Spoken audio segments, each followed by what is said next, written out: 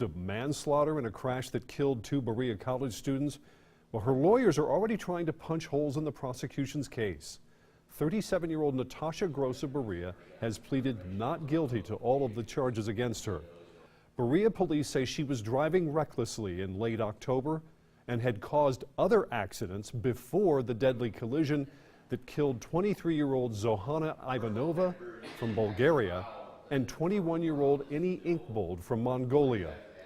ABC 36's Kelsey Thorad takes you inside the courtroom as Gross's lawyers pleaded her case.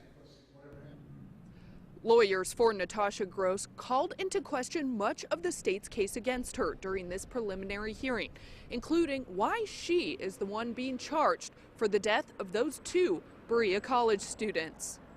Gross's lawyers spent most of the hearing asking investigators why they charged Gross with manslaughter and not Daryl Long Foster, the driver of the other car the victims were in. According to investigators, the crash happened at the intersection of Walnut Meadow Road and Highway 956 back on October 27th, when Foster allegedly drove through the intersection as Gross was turning left. Investigators say bottles of alcohol were found inside both cars. Foster was charged with DUI. Gross was not charged with DUI, but faces multiple charges related to this crash and 2 others police say she was involved in just minutes before the deadly collision. Gross's lawyers say they believe those earlier reported incidents played a role in how the state laid out its charges. I don't think it's fair to prosecute somebody that way.